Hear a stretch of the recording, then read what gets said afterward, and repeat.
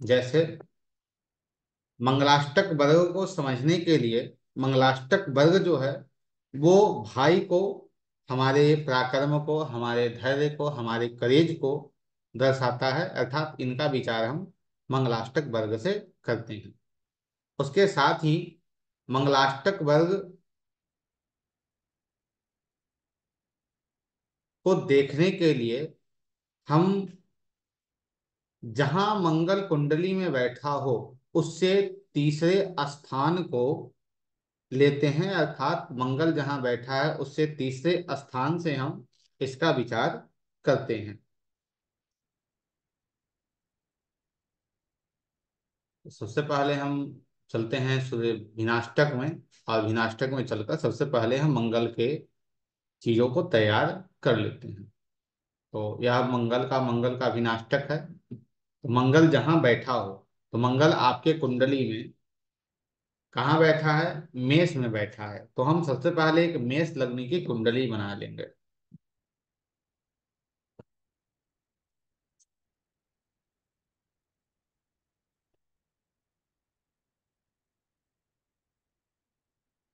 तो पहले एक मेष लग्न की कुंडली बनाएंगे और उसमें इसे इंकित करेंगे।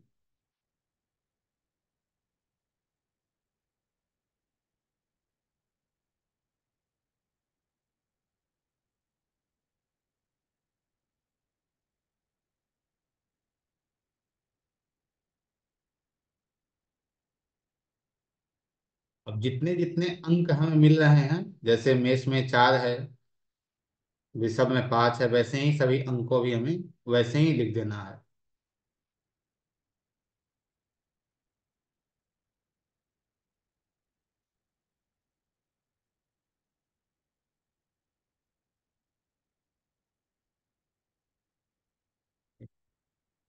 तो कहता है कि जहां मंगल बैठा हो वहां से तीसरा, तो मंगल आपका मेष में बैठा है, तो वहां से तीसरा, तो वहां से तीसरा कौन सा भाव हो जाएगा? 12वां। तो हम जो भी विचार करेंगे इस कुंडली के अंतर्गत, वह सभी हम,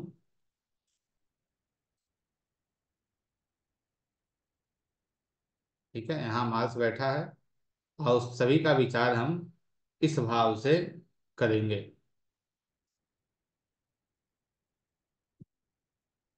क्योंकि मंगल से तीसरा हो रहा है, अर्थात तीसरे भाव से। इससे विचार भाई के बारे में, अपने करेज के बारे में, धैर्य के बारे में, अपने एक्टिविटी के बारे में, अपने शरीर के बारे में, इन सब का विचार करेंगे। तो सबसे पहले हम लोग त्रिकोण शोधन कर लेते हैं, एक आधिपत्य शोधन कर लेते हैं, उसके बाद आगे प्रवेश करेंगे।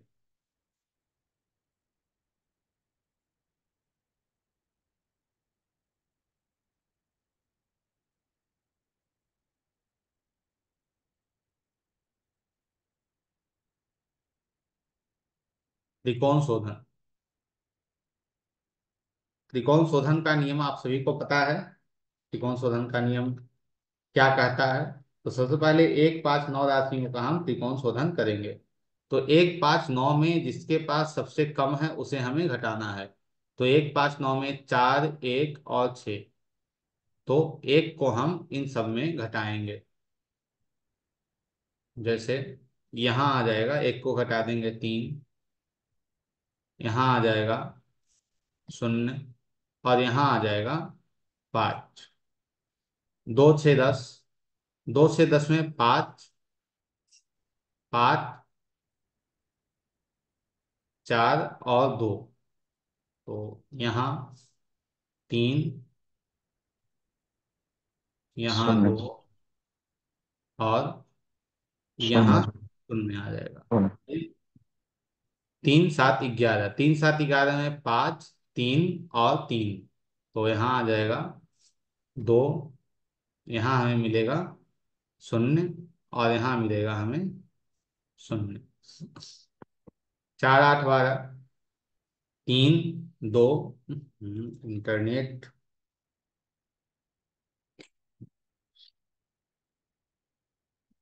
आज थोड़ी वाईफाई की समस्या चल रही है सर।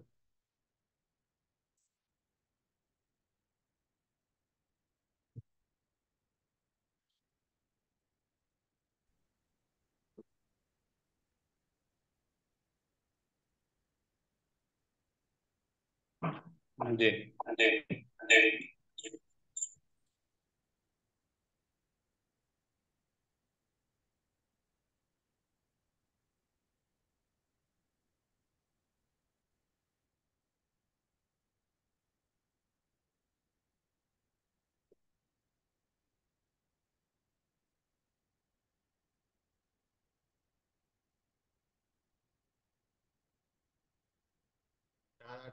चार आठ बारह में तीन तीन और एक हमें मिल रहा है। हम्म, तो इस स्थिति में तीन को हम एक, तो यहाँ दो हमें मिल गया। चार, तीन, दो और एक। एक, यहाँ दो, एक, वन आ जाएगा। एक, हाँ, शून्य आ यहाँ गया। शून्य। ठीक है, ये आपका त्रिकोण शोधन हो गया। तो जी। त्रिकोण शोधन में भी मंगल के एक नियम है। कहता है कि जिस त्रिकोण शोधन में, त्रिकोण शोधन के अंतर्गत जिस राशि में अधिक अंक हमें मिल रहे हों, उस राशि में जब जब मंगल गोचर करेगा, तब भूमि, स्त्री या भाइयों से सुख प्राप्त होता है। ठीक है, अर्थात इसमें सबसे ज्यादा अंक हमें कहाँ मिल रहे हैं? तो 9 नंबर राशि में सबसे ज्यादा अंक मिल रहे हैं, क्योंकि चार से एभव होना चाहिए, कम से कम पांच मिल रहा है 9 नंबर में। तो जब 9 नंबर राशि में गोचर में जब भी मंगल आएंगे, तो भूमि संबंधित, भाइयों संबंधित, या स्त्री संबंधित, या मंगल संबंधित, जैसे आप ज्योतिष कर रहे हैं तो ज्योतिष में मंगल लॉजिक है, तो मंगल संबंधित कोई ना कोई लाभ आपको प्राप्त होगा जब जब धनु राशि में मंगल गोचर करेंगे।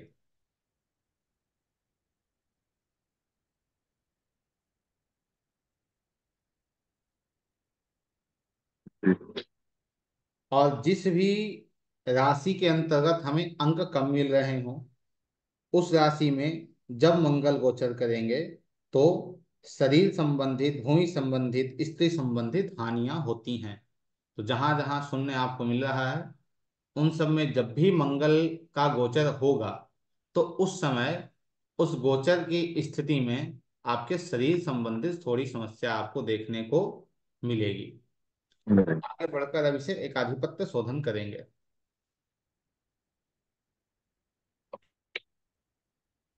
एकाधिपत्य शोधन में चार और पांच।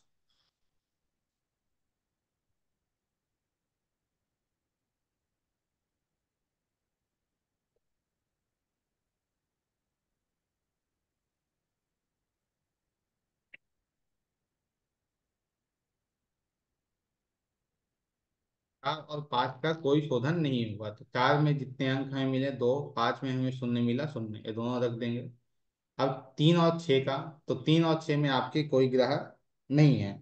और बिना ग्रह वाले में नियम क्या है? कि यदि दोनों राशियों में कोई ग्रह ना हो और संख्या दोनों में हमें समान मिल रही है, तो दोनों को हम शून्य कर देंगे। दोनों में संख्या हमें समान मिली, हम दोनों को शून्य कर देंगे। सात और दो, 7 नंबर राशि और 2 नंबर राशि, 7 नंबर राशि और 2 नंबर राशि में भी आपके कुंडली में कोई ग्रह नहीं है। और कोई ग्रह नहीं होने के कारण यदि संख्या अलग अलग दोनों में हमें मिल रही है,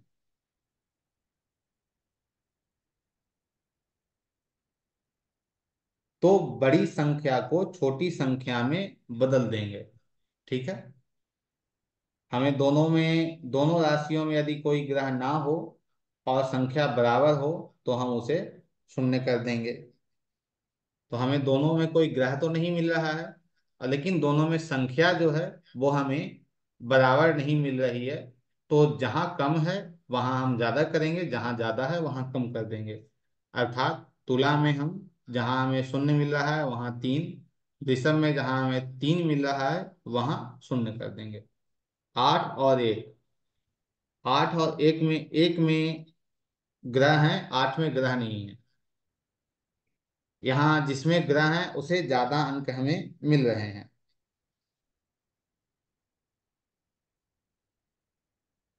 और बिना ग्रह वाली राशि की संख्या हमें कम मिल रही है। तो यदि बिना ग्रह वाली राशि की संख्या कम हो या बराबर हो तो उसे हम शून्य कर देंगे। तो बिना ग्रह वाली को हम शून्य करेंगे, जहां ग्रह है उसे हम यथावत 3 लिख देंगे। फिर 9 और 12, 9 और 12 के अंतर्गत हम देखेंगे कि स्थितियां वहां क्या बन रही है। 9 में शनि बैठे हैं और 12 में कोई ग्रह नहीं बैठे हैं। जहां शनि बैठे हैं वहां 5 अंक, जहां कोई ग्रह नहीं बैठा है वहां शून्य मिल रहा है, तो इसे भी हम यथावत लिख देंगे।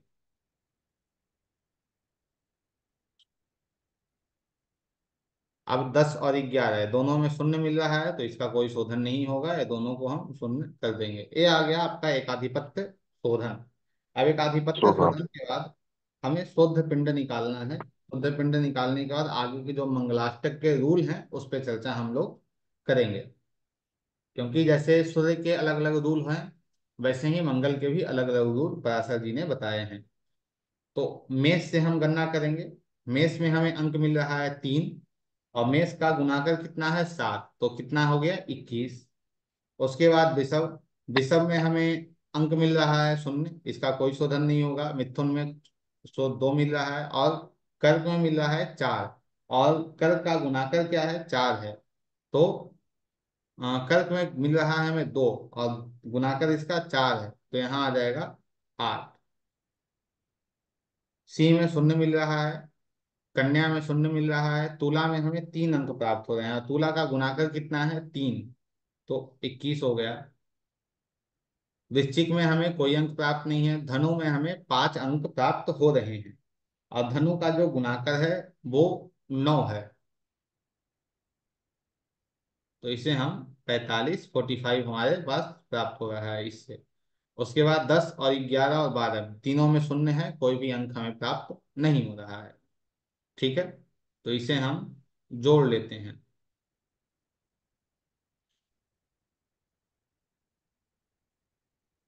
7 8 15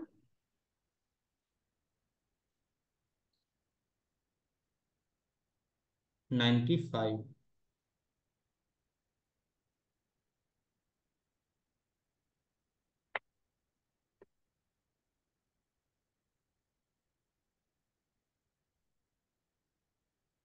जी,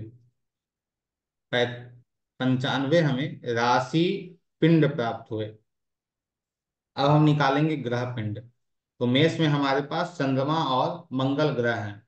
मेष में हमें अंक 3 मिल रहा है, तो 3 को हम फिर गुना करेंगे चंद्रमा से। तो चंद्रमा का गुणाकर 5 है, तो चंद्रमा गुणाकर से इसे हम 3 से गुना करते हैं, तो हमें कितना मिल गया 15। उसके बाद मंगल का गुणाकर 8 है, तो मंगल को गुना करेंगे, मिल जाएगा हमें 24। उसके बाद आगे बढ़ते हैं, तो आगे हमें चौथी राशि में शुक्र गुरु और सूर्य मिल रहे हैं। तो शुक्र का गुणाकर 7 है, सूर्य का गुणाकर 5 है, और गुरु का गुणाकर 10 है। वहां हमें अंक क्या प्राप्त हो रहा है 2, तो 2 को हम सूर्य के गुणाकर से करेंगे 10। उसके बाद बृहस्पति गुणाकर से करेंगे 20। उसके बाद शुक्र के गुणाकर से करेंगे 14। उसके बाद पांचवी राशि में बुध मिल रहा है, पांचवी राशि में अंक हमें 0 प्राप्त हुआ है। उसके बाद 9वीं राशि में शनि है, और वहां हमें अंक प्राप्त हुआ है 5। तो उस 5 को हम शनि के गुणाकर से गुना करेंगे। शनि का गुणाकर भी 5 है, तो यहाँ हमें प्राप्त हो गया 25। इसे सभी को हम जोड़ लेंगे फिर।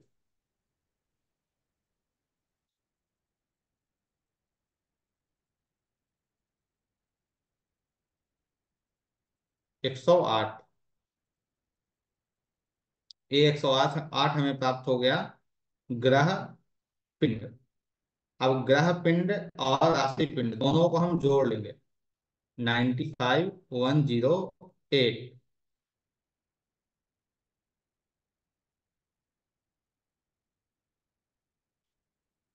203 हमें मंगल का शुद्ध पिंड प्राप्त हुआ। ठीक है, 203 हमें मंगल का शुद्ध पिंड प्राप्त हुआ है।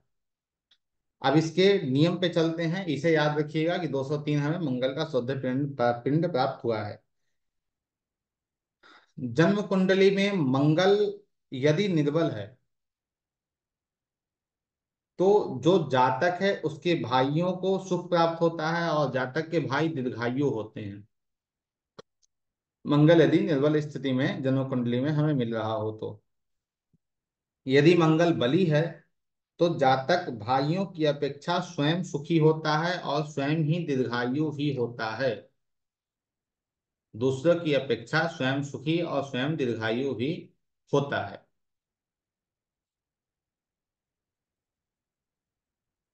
मंगलाष्टक वर्ग में जहां मंगल बैठा है वहां से तीसरे स्थान में हमें जो अंक प्राप्त हो रहे हों, उस अंक को शुद्ध पिंड अर्थात मंगल का जो शुद्ध पिंड मिला उससे हमें हम गुना करेंगे और उस गुणाकर को जो हमें गुणनफल प्राप्त होंगे उस गुणनफल को हम 27 से भाग देंगे। उसके बाद जो भी हमें अंक प्राप्त होगा उस नक्षत्र में जातक को भाइयों संबंधित और मंगल से संबंधित जो चीजें हैं, जैसे मंगल शरीर है तो शरीर को कष्ट होगा, भाई को कष्ट होगा, भूमि को कष्ट होगा, भूमि से कष्ट होगा, इन सब में कष्ट जातक को देखने को मिलेंगे। मंगल ब्लड भी है तो उनसे भी समस्या देखने को मिलेगी। तो हमें गुणाकर हमें अंक कितने प्राप्त हो रहे हैं मंगल में, इसे एक बार हम हटा देते हैं। ये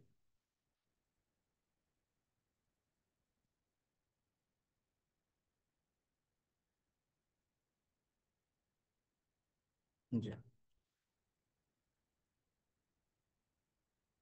मंगल जहां बैठा है वहां से तीसरे में हमें 5 अंक प्राप्त हो रहे हैं तो 5 को हम गुना करेंगे 203 से। 5 को 203 से हम गुना करेंगे।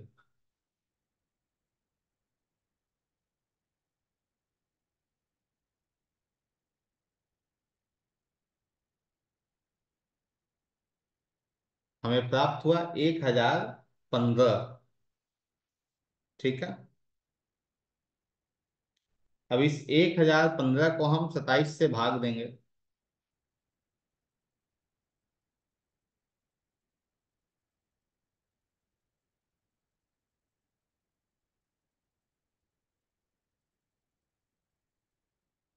तो यह आ रहा है 37वां नक्षत्र पार करके 38वां नक्षत्र। 37वां नक्षत्र तो हमें अश्विनी मिल रहा है, 27वां नक्षत्र तो हमें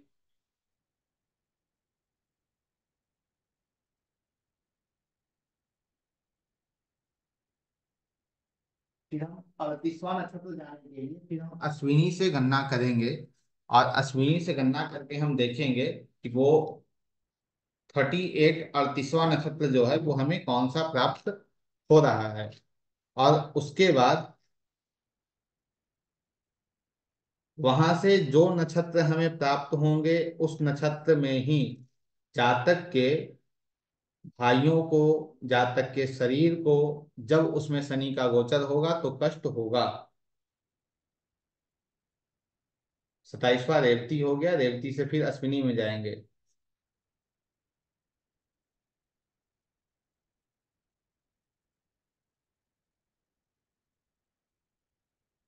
38वां नक्षत्र जो है वो पूर्वा फाल्गुनी है। तो पूर्वा फाल्गुनी से त्रिकोण नक्षत्रों में जब भी शनि गोचर करेंगे तो जातक के जीवन में कष्ट देखने को मिलेंगे। भरणी, पूर्वा फाल्गुनी और पूर्वाषाढ़ा, यह जो 3 नक्षत्र है वो शुक्र का नक्षत्र है।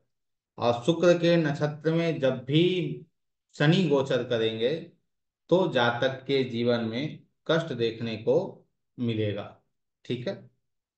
यहाँ तक ये क्लियर हो गया।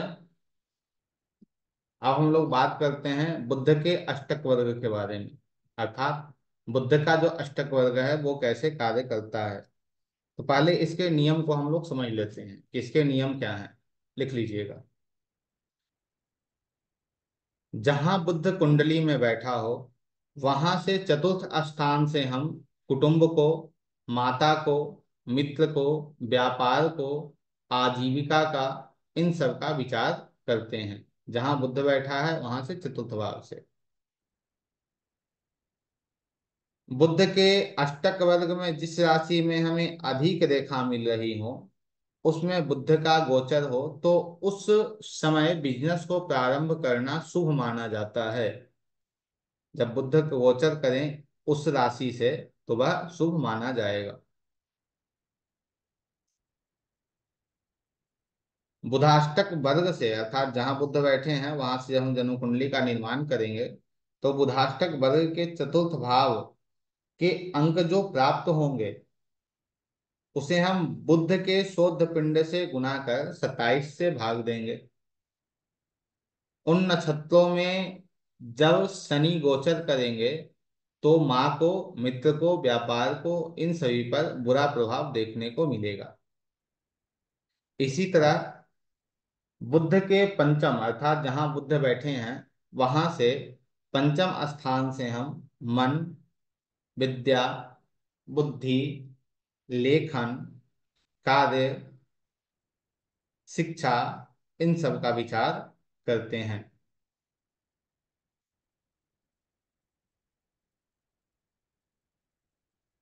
जैसे आपको बिजनेस करना हो, ठीक है, तो जहां आपका बुध है,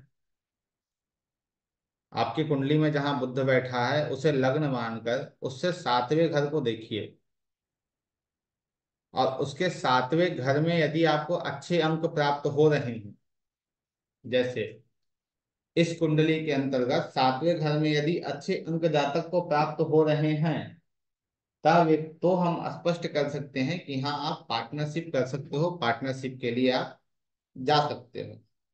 यदि वहां अच्छे अंक हमें प्राप्त नहीं हो रहे हैं, जैसे इनका बुध पांचवी राशि में बैठा है, तो पांचवी राशि से हम ठीक सामने सप्तम में 4 अंक हमें मिल रहा है, तो यदि इनका कोई प्रश्न हो कि हम पार्टनरशिप करना चाहते हैं, करें या ना करें, तो हाँ, आप एग्री कर सकते हैं कि हाँ, आप कर सकते हैं, कोई दिक्कत वाली बात नहीं है।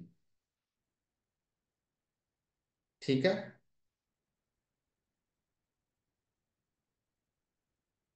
वहां पे फिर आपको चंद्रमा के विनाष्टक से भी विचार करना होगा। यहाँ तो हमें पता चल गया कि भाई व्यक्ति बिजनेस करेगा या पार्टनरशिप करेगा, ठीक है, लेकिन हमें इसकी जानकारी कहाँ से होगी कि भाई किस व्यक्ति के साथ करना चाहिए, तो वो चंद्रमा बताएगा। जो व्यक्ति का नामाक्षर है, क्योंकि नामाक्षर पे आपने पहले बात हम लोगों ने कर रखी है, तो जो व्यक्ति का नामाक्षर है, उस अक्षर से हम अष्टक वर्ग के राशियों को देखेंगे। जिस राशि में हमें सबसे ज्यादा अंक प्राप्त हो रहे हों, उस राशि में, उस राशि के व्यक्ति से ही हम, जैसे कुंभ में सबसे ज्यादा अंक मिल रहे हैं, तो कुंभ राशि वाले व्यक्ति के साथ पार्टनरशिप करना इस जातक के लिए अच्छा होगा। जैसे बुध से पंचम स्थान से हम मन को देखते हैं, बुद्धि को देखते हैं, विद्या को देखते हैं, इन सब चीजों को देख रहे हैं।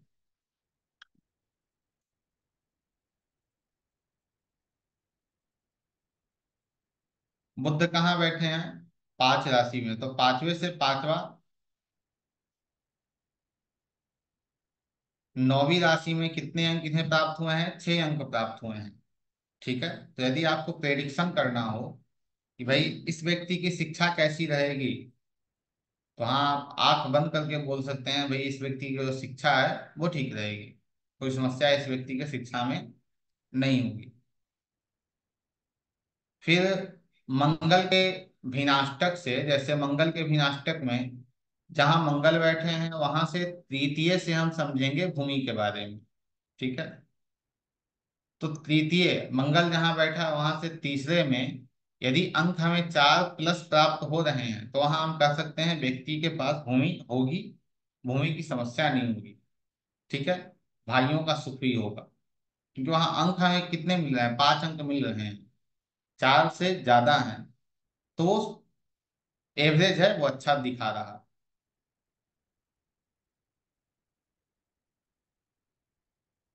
अब यहाँ पे यदि इससे भी और डीप आपको जाना हो और आपको समझना है कि भाई व्यक्ति, जैसे बुद्धि है, विद्या है, मन है, लेखन का कार्य है, शिक्षा है, तो शिक्षा व्यक्ति को किस प्रकार की मिलेगी या फिर किन प्रकार की शिक्षा में व्यक्ति की रुचि होगी, तो उसके लिए आप बुद्ध के विनाष्टक से आप बुद्ध के प्रस्तारक में जाएंगे।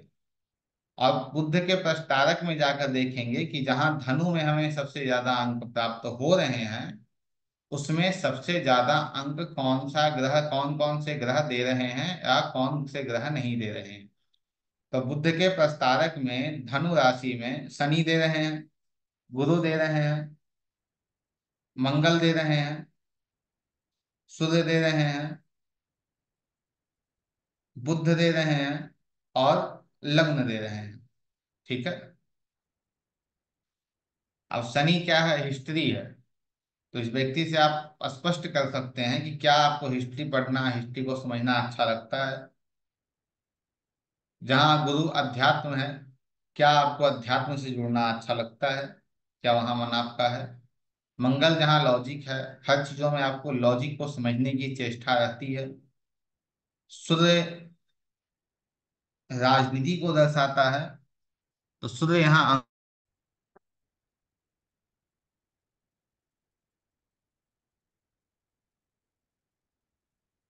सूर्य यहाँ अंक नहीं दे रहे हैं। उसके बाद आगे और कौन अंक दे रहा है? नहीं, सूर्य यहाँ दे रहे हैं अंक। ठीक है। तो राजनीति संबंधित इस व्यक्ति की रुचि होगी। शुक्र अंक नहीं दे रहे हैं।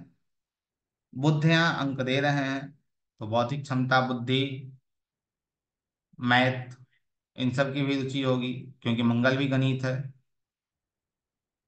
राहुल जी, यदि आप सुन रहे हैं तो आप स्पष्ट कीजिए, क्या आपकी इन सब चीजों में रुचि है या नहीं है? जी सर। चलिए। तो यहां तक आप जा सकते हैं, और सिर्फ किससे? आप सिर्फ जाएंगे अष्टक वर्ग से ही। अब फिर ऐसे कुंडली में आप दिमाग लगाते रहिए कि भाई बुद्ध कौन कौन से ग्रहों से संपर्क बना रहा है, तो वो क्या क्या फल को दे रहा है। और अष्टक वर्ग आपको स्पष्ट कर रहा है कि भाई कि क्या क्या उसके जीवन में मिलेंगे, क्या उसके जीवन में नहीं मिलेंगे। जैसे बुद्ध मित्रता को भी दर्शाता है। ठीक है। और मित्र कौन बता बता रहा है? जहां बुद्ध है वहां से चतुर्थ भाव। तो इनके कुंडली में बुद्ध कहाँ बैठे हैं? पांचवी राशि में। तो पांचवी राशि से चतुर्थ में कितना अंक हमें मिल रहा है? 4 अंक मिल रहा है। तो इनके मित्र एवरेज होंगे, ज्यादा मित्र नहीं होंगे, एवरेज होंगे। दो चार जो मित्र होंगे भाई एवरेज होंगे, मित्र ज्यादा नहीं होंगे। अब यहाँ से हम आजीविका का भी विचार करते हैं, व्यापार का भी विचार करते हैं। तो यहाँ से हम जाकर देख सकते हैं कि आजीविका, व्यापार कब व्यक्ति की अच्छी रहेगी। तो उसके लिए फिर हम प्रस्तारक में जाएंगे। और प्रस्तारक में हम जाके देखेंगे कि 8वीं राशि में हमें कब कब अंक मिल रहे हैं। तो मंगल हमें अंक दे रहा है। फिर 8वीं राशि में हमें सूर्य अंक दे रहा है, शुक्र अंक दे रहा है, और चंद्रमा अंक दे रहा है। ठीक है। ये 4 ग्रह हमें बुध में अंक दे रहे हैं। वृश्चिक राशि में जब गुरु का गोचर हो या जब बुध का ही गोचर हो, तो उस समय व्यक्ति को इन सब से संबंधित रिजल्ट प्राप्त होंगे। कब प्राप्त होंगे?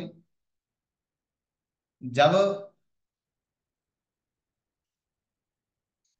डिग्री में बृहस्पति 60 डिग्री प्लस होंगे तो, क्योंकि 60 डिग्री तक यहाँ चीजें स्पष्ट हमें नहीं दिख रही हैं।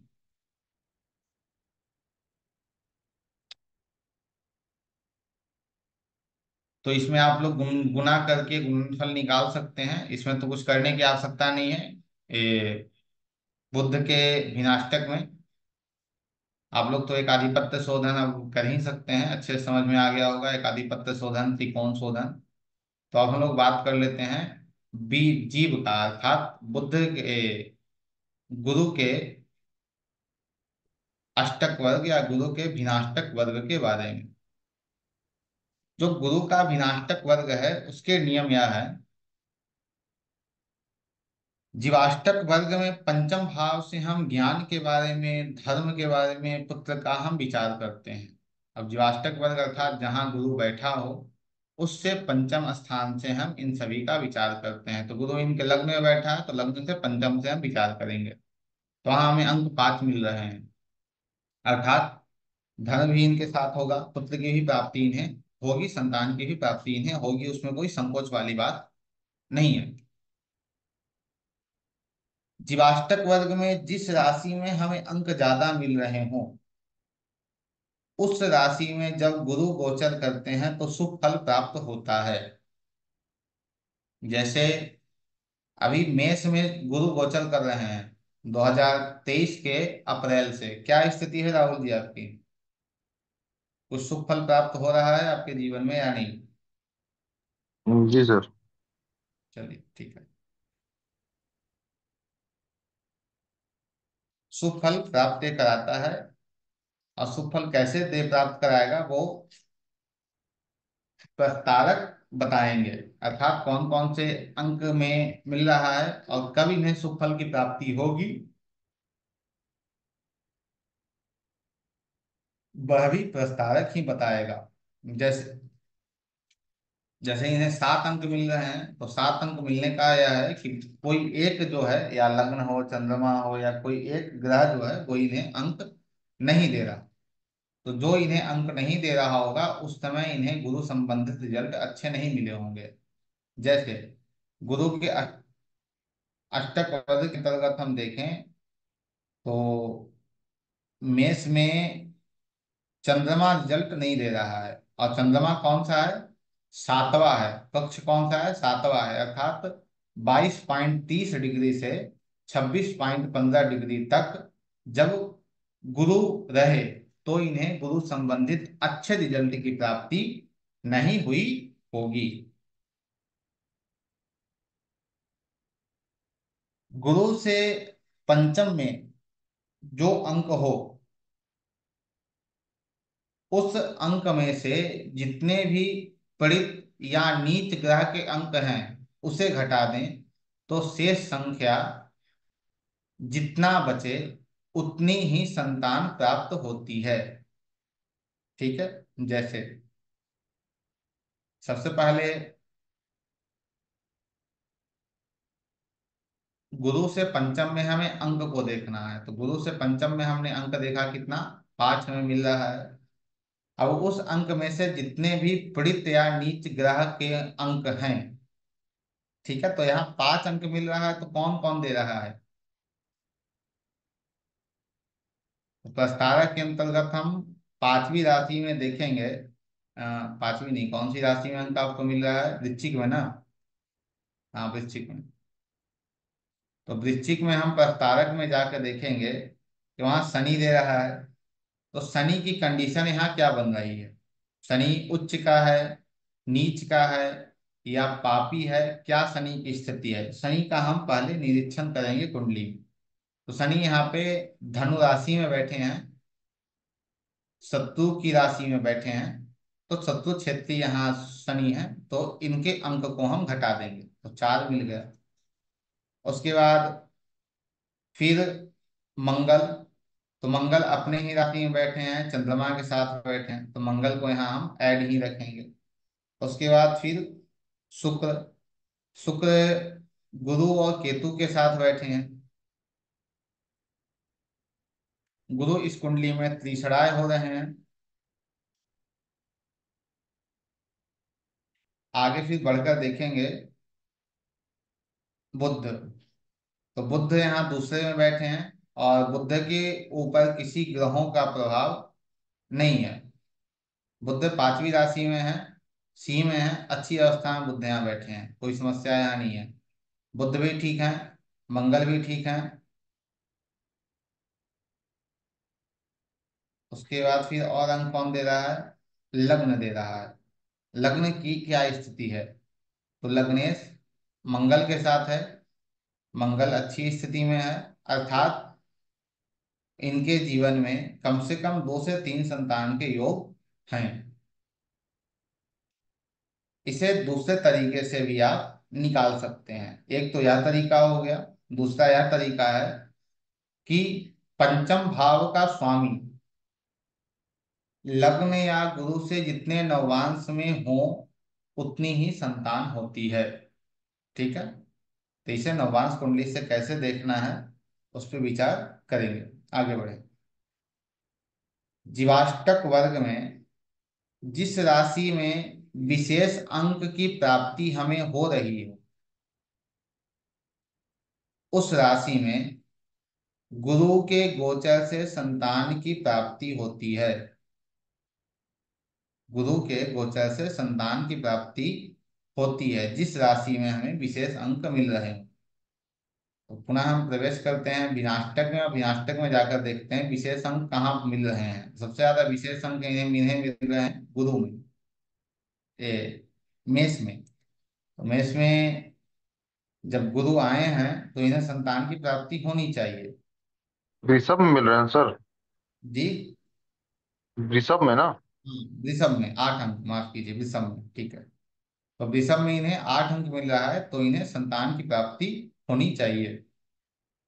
फिर इसे इन्हें क्या कहा जाए, मेष में ही मिल रहे हैं, इन्हें फिर सिंह में भी मिल रहे हैं। तो इससे ही आपको आगे नहीं बढ़ना है, इसके साथ आपको देखना है दशा में जाकर कि क्या संतान प्राप्ति के सप्तमांश से और लग्न कुंडली से योग बन रहे हैं। यदि योग बन रहे हैं, उसकी दशा मिल रही है और यह गुरु का विनाष्टक भी हमें वही चीजें बता रहा है, तो वहां हम अंकित करेंगे कि हाँ, यहाँ पे संतान प्राप्ति की योग हमें मिल रहे हैं। जिस राशि में विशेष अंक हो, जैसे आठवीं दूसरी राशि में विशेष अंक है, उस राशि से त्रिकोण राशि में जब भी गुरु गोचर करे तो संतान की उन्नति होती है। जैसे 2, 6 और 10, दूसरे, छठे और 10वें, इनमें जब भी गुरु गोचर करेगा तो इनके संतान की उन्नति ही होगी। यह कौन दर्शा रहा है? यह गुरु स्पष्ट यहाँ कर रहे हैं। आगे, यहाँ तक चीजें समझ में आ रही हैं? कोई समस्या हो तो बताइए। नहीं सर।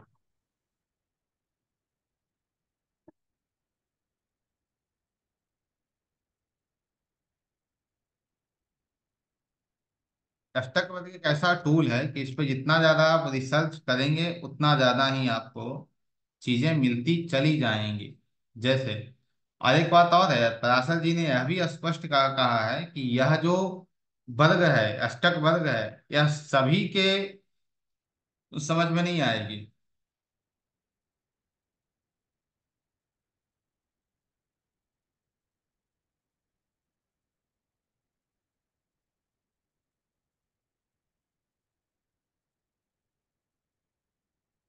जैसे,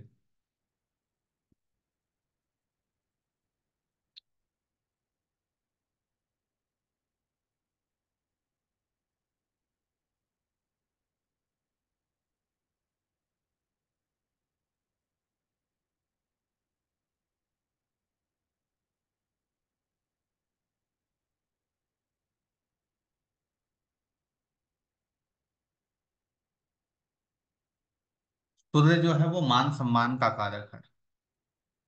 चंद्रमा जो है वो मन का और मस्तिष्क का कारक है। मंगल जो है वो शरीर का कारक है। बुध जो है वो शिक्षा का कारक है। तो वैसे ही यदि आपको सूर्य के बारे में कुछ जानना हो, सूर्य से संबंधित कुछ भी चीजें आपको जाननी है, या सूर्य कब अच्छी अवस्था में आपकी कुंडली में होंगे, तो आपको वो विनाष्टक बताएगा। चंद्रमा के बारे में आपको कुछ भी जानना हो, या चंद्रमा कब आपको अच्छे रिजल्ट देंगे, वो चंद्र का विनाष्टक बताएगा। जैसे किसी का आप कोई फलादेश कर रहे हैं कि इस महीने आपको इन चीजों की प्राप्ति होगी, वाहन की प्राप्ति होगी या विवाह होगी, कुछ भी आप प्रेडिक्ट कर रहे हैं, और उस महीने आपको अष्टक वर्ग में 2 अंक मिल रहे हैं, तो क्या उस महीने उसे उन चीजों की प्राप्ति हो जाएगी? नहीं होगी, नहीं होगा सर। क्योंकि गोचर उसके सपोर्ट में नहीं आ रहा है।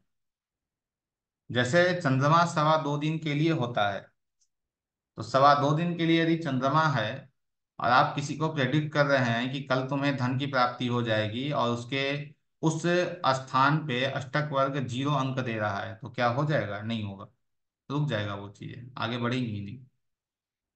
इसीलिए इसमें स्लो मूविंग प्लैनेट को सबसे पहले लिया गया है। शनि, शनि के बाद गुरु, गुरु के बाद मंगल, मंगल के बाद सूर्य, ऐसे इसे लिया गया है। जैसे कौन सा दिशा किस व्यक्ति के लिए शुभ होगा, इसका भी विचार आप इससे कर सकते हैं। यदि हम घर की बात करते हैं, वास्तु की बात करते हैं, कि घर व्यक्ति कौन सी दिशा में बनाए, कौन से दिशा की फेसिंग उसकी हो, तो फेसिंग के लिए हम कौन से ग्रह को देखते हैं? सूर्य को देखते हैं। तो कुंडली में अष्टक वर्ग में सूर्य सबसे ज्यादा अंक हमें जिस दिशा में दे रहा हो, जिस राशि में दे रहा हो, उस राशि के जो दिशा है, उस दिशा में यदि हम उस दिशा के फेसिंग में घर को बनाते हैं, उस द्वार में हम घर को बनाते हैं, तो क्या हो जाएगा हमारे लिए? वो शुभ फलदायी हो जाएगा। जैसे लोग कहते हैं पानी के स्थान नॉर्थ बहुत अच्छा माना जाता है, लेकिन नॉर्थ में किसी व्यक्ति का अंक जो है वो एक आ रहा हो, तो क्या चीजें वहां घटित होंगी? नहीं होंगी। वहां आप यह देखेंगे कि उस व्यक्ति के जन्म कुंडली में कौन से राशि में सबसे ज्यादा अंक मिल रहे हैं चंद्रमा के, वहां ही आप बोरिंग कराइए, वो उसके लिए ठीक है। भिनाष्टक वर्ग मंगल, मंगल से आप किचन का निकाल सकते हैं कि किचन किस दिशा में उस व्यक्ति का शुभ होगा, किस दिशा में किचन रखना उसके लिए बहुत ही अच्छा होगा। बुद्ध से आप यह देख सकते हैं कि वह कौन सी दिशा में जाकर बिजनेस करे, कौन सी दिशा में अपने कार्यालय को बनाए, किस मेंटिलिटी के साथ वह व्यापार करे। जैसे 1 5 9 2 6 10 3 7 11 4 8 12 है, तो पता है आप लोगों को कि 1 5 9 की क्या मेंटलिटी है? अग्नि है। 2 6 10 की क्या मेंटलिटी है? पृथ्वी है। 3 7 11 क्या मेंटलिटी है? वायु है। 4 8 12 क्या मेंटलिटी है? जल है। अब वो किस मेंटलिटी से व्यापार करेगा, वो भी आपको बुद्ध का अष्ट विनाष्टक बता देगा। जैसे 1 5 9, 1 5 9 में 3 4 6, 6 4 10, 10 3 13, 2 6 10 में हमें क्या मिल रहे हैं? 7 3 10 और 4 14। 3 7 11 में हमें 4 5 9, 9 और 5 14। 4 8 12 में 6 4 10 और 3 13। तो इस व्यक्ति के अंदर दो स्थानों पे हमें 14 अंक मिल रहे हैं। कहाँ? जल में और वायु में। 4 3 7, 4 5 9, हाँ, जल और वायु में हमें दो स्थानों पे अंक कितने मिल रहे हैं? ज्यादा मिल रहे हैं। अब इनका जो कार्य होगा, अर्थात इनका जो प्रोफेशन होगा, इनका जो बिजनेस होगा, यह बिजनेस कैसे कह रहा है करने के लिए? यह कह रहा है इमोशन के साथ बिजनेस करना है। अपना भी 2 रुपया का फायदा हो जाए, अगले की भी 2 रुपए की बचत हो जाए, वैसे आपको बिजनेस करना है। बिजनेस कैसे करना है? वायु के झोंके की तरह बिजनेस करना है। आज है, कल आज यहाँ है तो कल वहाँ है तो परसों यहाँ है। आपके जीवन में राहुल जी, आप यदि देखेंगे तो ट्रांसफॉर्मेशन आपके जीवन में नित्य आते रहता होगा। आज यहाँ, कल वहाँ, परसों वहाँ, ऐसी स्थितियां बनती होंगी। जी सर। उसके बाद गुरु का जो है, वो यह आपको स्पष्ट करता है। देखिए, गुरु या केतु की जब भी हम बात करें तो बिना अध्यात्म के हम छोड़ नहीं सकते हैं इसे। गुरु क्या है? अध्यात्म को भी दर्शाता है। तो यह बता रहा है कि कौन से दिशा में बैठकर आपके अध्यात्म की जागृति हो सकती है, कौन से दिशा में बैठकर आपको ज्ञान की प्राप्ति हो सकती है, या कौन से दिशा में बैठकर आप अपने आप को हील कर सकते हैं। जैसे 1 5 9, एक पाँच नौ में अंक आपको मिल रहे हैं 17। दो छः दस, दो छः दस में आपको अंक मिल रहे हैं 18। तीन सात 11, तीन सात 11 में आपको दो छः दस, हाँ दो छः दस में आपको अंक मिल रहे हैं 8। आठ तीन 11, 11 और पाँच 16। एक पाँच नौ, एक पाँच नौ में आपको मिल रहे हैं सात छः 13, 13 और चार 17। तीन सात 11 में आपको अंक मिल रहे हैं एक पाँच है एक छः, छः और पाँच 11। चार आठ 12 में आपको अंक मिल रहे हैं पाँच तीन 8, 8 4 12। अर्थात जिस दिशा में आपको सबसे ज्यादा अंक प्राप्त हो रहे हैं उस दिशा में बैठकर आप योगा कीजिए, अध्यात्म से जुड़ने का प्रयास कीजिए, मंत्र जप कीजिए, आपको बहुत जल्दी वहां से आपको चीजें मिलना प्रारंभ हो जाएंगी। वैसे ही आप अनेक प्रकार की गणनाओं को भिन्नाष्टक से या अष्टक वर्ग से कर सकते हैं। और जो चीजें हैं जैसे शुक्र का जो अष्टक वर्ग है वो कैसे कार्य करता है, शनि का अष्टक वर्ग कैसे कार्य करता है, क्योंकि शनि का अष्टक वर्ग ही बहुत ही महत्वपूर्ण होता है अष्टक वर्ग में। क्योंकि शनि से हम आयु का विचार करते हैं और अन्य चीजों का विचार शनि के ही अष्टक वर्ग से करते हैं, तो शनि का अष्टक वर्ग बहुत ही महत्वपूर्ण होता है। ठीक है। तो इस शनि के अष्टक वर्ग और सभी के बारे में अगली जो कक्षा रहेगी उसके अंदर हम बात करेंगे।